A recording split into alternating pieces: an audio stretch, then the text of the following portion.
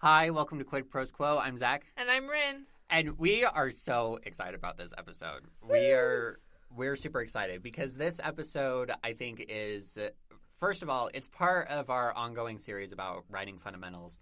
But this episode is for everybody. Like, everybody needs to hear this, not just writers, but everybody. Whatever it is, because everybody... Whatever you do, this episode will be important for you because this is a phenomenon we all face. Yeah, and it's imposter syndrome. Woo!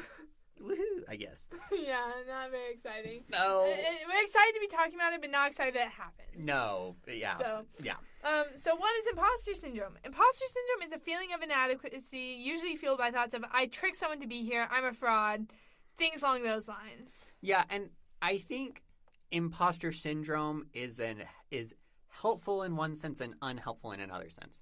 I think it's helpful in giving us a word to describe our emotions, right? And that helps us to have more control over our experience.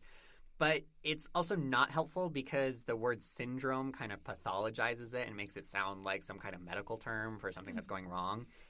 But everybody has imposter syndrome to one degree or another. If somebody says they don't have imposter syndrome, they're either a sociopath or they're lying. Yeah. But... Not to diagnose people with sociopathy. Oh my gosh. Go back to our episode with Mary Adkins where we talked about how we're not psychologists. Yeah, so true. Yeah, check out that episode with Mary Adkins. It was so good. Yeah. It went up the day that we are recording this. So I think it's episode 36. 36. Yeah, yep. Go check out episode 36. Mary Adkins is so cool. It was a pleasure to talk with her. But back to imposter syndrome. Everyone has it because we're social beings. And, again, they're either sociopaths or lying if they say they don't have it. Or they're insanely overconfident. Yes. So. Or lying to themselves. Anyway, let's talk all of the above. Let's talk about how to manage imposter syndrome. Because you're not going to beat it. You're learning how to manage it and diminish it so that you can move forward. Mm-hmm. And the fact of the matter is that it will come back, and we'll talk about that a little bit down below. But first, it can be helpful to get back to the basics, because you can't be an imposter if you're just looking at the very basics of what you do. So we are a writing podcast, so even though we said this is applicable to everyone, we are going to talk about writing. So just insert your career name where applicable. Yeah. So a writer or author is someone who writes prose, and a poet is someone who writes verse. You do not have to be published or have a degree or an award to be an author. Nope. That's what adjectives are for. This is why we add on the terms published author or awarded author. But you don't have to be published or awarded to be a good author. I think of someone in my writing group who I sadly haven't met with in a while because we've been so busy with I've been busy with school. He's graduated and working a tech job or something. Mm-hmm. But he writes, the most amazing stuff, but he's only, 3 chapters into his book. Mm-hmm. Maybe 7, I don't know. Not very many chapters into his very long epic fantasy. Yeah, and, I mean, what it really comes down to, because I know calling yourself a writer or calling yourself a poet can often feel like a really big deal. Mm-hmm. And it is, but it's a big deal because the act of calling yourself those things is giving yourself permission to be those things sort of thing. So once you can get over the fear of, am I allowed to call myself a writer? I've never published anything. Or am I allowed to call myself a poet? Fill in the blank, whatever. Yeah. Once you get over that and you start saying, I am this, then you start moving forward and you start to manage the imposter syndrome. Yes, and I would say that when you start using those words to identify yourself, you're adding it to your identity. Mm-hmm. And at first that can feel really fragile, incorporating something new into your identity. But the longer you call yourself an author or a poet or any sort of writer or any whatever you are, then the more cemented it is and the less imposter syndrome I think you're going to feel. Yeah. There's some other strategies that you can use to manage, and one of them is inspired by cognitive behavioral therapy. Again, we are not psychologists, but we've both been to therapy. So. I go to therapy every other week. I go a lot. So we've been around the block a few times inside of the psychologist's office. And cognitive behavioral therapy is just this approach to emotions and thought patterns to actively identify, write down, and respond to the thoughts and the feelings that you want to change or manage, right? So when we're talking about imposter syndrome, the application of this general philosophy is to catch yourself when you're thinking, I'm a fraud, I tricked someone to be here, kind of thing. I'm not actually a writer. I don't belong here. Yes. And the important thing is that you write it down. Because as soon as you write it down, you've moved it from the part of your brain that is quick and it's automatic to the part of the brain that is slow and starts and can actually do something with it, kind of thing. And then once it's in that part of you, in that mental space, you can respond to it and say, no, but I am a writer because I write prose. Yes. Or I am a writer because X, Y, or Z. Or I am a poet because fill in the blank. I write poems. Yes. And again, they don't even have to be good for you to be a writer. Like we are all learning. We are all starting out. And we're all in different parts of our journey. So yeah, it's okay. I think it's talking more about that CBT, cognitive behavioral therapy stuff. Something I learned is just you have to like hold the thought and sit with it and then like examine it. Like, why is this fake? Like, why is this fake news? Why is it wrong? Why is it wrong? And then you have to do this cognitive reframing where you say that you recognize that imposter syndrome comes from growth. And if you were only doing the things you were already qualified for, you would never grow and get better. Like, it's the phrase that there is no comfort in the growth zone and no growth in the comfort zone. Yes.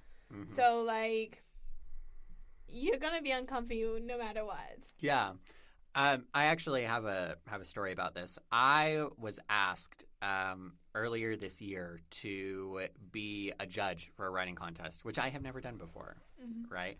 And so I caught myself with the imposter syndrome. I was like, oh my goodness, I tricked someone. Like, I tricked someone to be a judge for this contest. But I actually like stopped and was like, wait a minute, this is imposter syndrome. And like, I was open. Like, they had all the information that they needed to decide to pick me to be the judge for the contest. And I did everything that I need to do to be here. And just kind of talking back to those thoughts of saying, yes, I deserve to be here. I'm worthy of this opportunity, and I'm going to move forward with it. So something I'm hearing is you have to have self-compassion and be kind to yourself. Because, like, everyone else is also feeling imposter syndrome, and everyone else is having these thoughts. So be kind to yourself, be kind to others. Like, I think it all really boils down to being kind to yourself. I can't think of a specific experience, but it's the idea that if you walk like you're supposed to be there, no one will question you. Yes. So, like... This is like in spy movies. In spy movies, exactly. Like, if you have, like, a clipboard and you just, dress clipboard, nice, white coat. Yeah. If you just, like, dress nicely enough or at least inconspicuous enough that it looks like you're supposed to be there, you can get away with, like, pretty much anything. And I was at a writing conference this last weekend, and I was, like, wearing that, like, blue name tag that indicated that I was a guest. And, like, that was super exciting for me. I was, like... I was probably the youngest panelist there. Yeah. Which is, like, a little bit scary and, like, led to a lot of imposter syndrome. I just kept on saying, like, hey, same thing, like, you told yourself about, like, being the judge for the writing contest. Is, like, I submitted my application, they read it, they thought I was a good fit, and so now I get to do this. And, like, now that I've done it, I'm more capable of, like, doing it again, you know? Yeah. I think not all of us are going to be lucky enough to have this experience, but I had an experience when I was very young that kind of helped me to have reasonable expectations around the imposter syndrome. I was in third grade and we were learning how to write in cursive. Okay, so ancient history, because nobody writes in cursive anymore.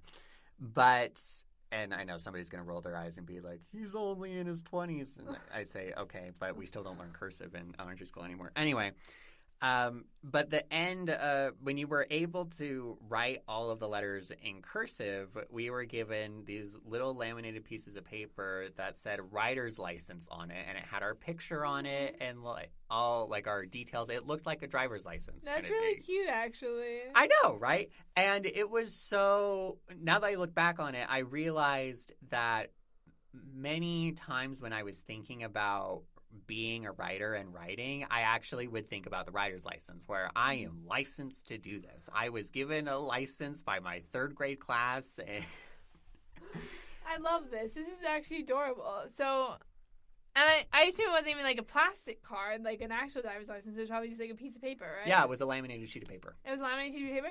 Do you know how easy it is to go print a piece of paper and get laminated at like Staples or whatever? Yes. Like, please go give yourself a writer's license. Like, it's that one, I don't know what TV show it's from. It's just a big meme, but it's like, the guy hands over the piece of paper, and the piece of paper just says, I can do what I want. Yes. He's like, don't worry, I have a license. And the paper just says, I can do what I want. Is that The Office? It might be The Office. I've never watched The Office. I have a vendetta against The Office. This will be on our hot takes episode. I'm adding it to our hot takes episode folder right now.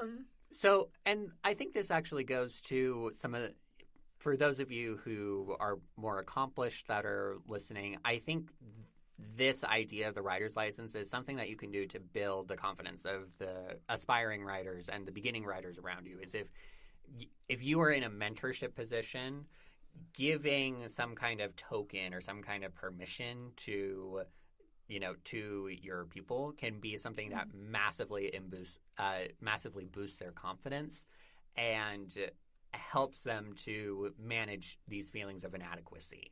So, it may seem cheesy, but it is cheap. Print out a writer's license, give it to your pupil and say, you are certified. You can write. Yeah, it's cute, it's wholesome, and it will be memorable. And that's like what you want to do when you're teaching. I still have it. You still have it? I still have it. I was going to ask if you still had it. I love that. So, in summary, everyone has imposter syndrome, but it's always fake. The imposter syndrome is the real imposter here. If you can hold on to those thoughts and write them down and examine them, then you will be one step closer to managing your imposter syndrome better. And just remember to be kind to yourself and walk like you're supposed to be there. And if you believe it, everyone else will too. Thank you for joining us today for this very special episode of Quid Pros Quo. We will see you next time. Quid Pros Quo is hosted by DC Winters and CK Jensen. If you like this episode, be sure to leave us a rating. And if you'd like to contact us, you can email us at quidprosquo@gmail.com. For more episodes, check us out on Spotify, Apple Podcasts, or wherever else you get your podcasts.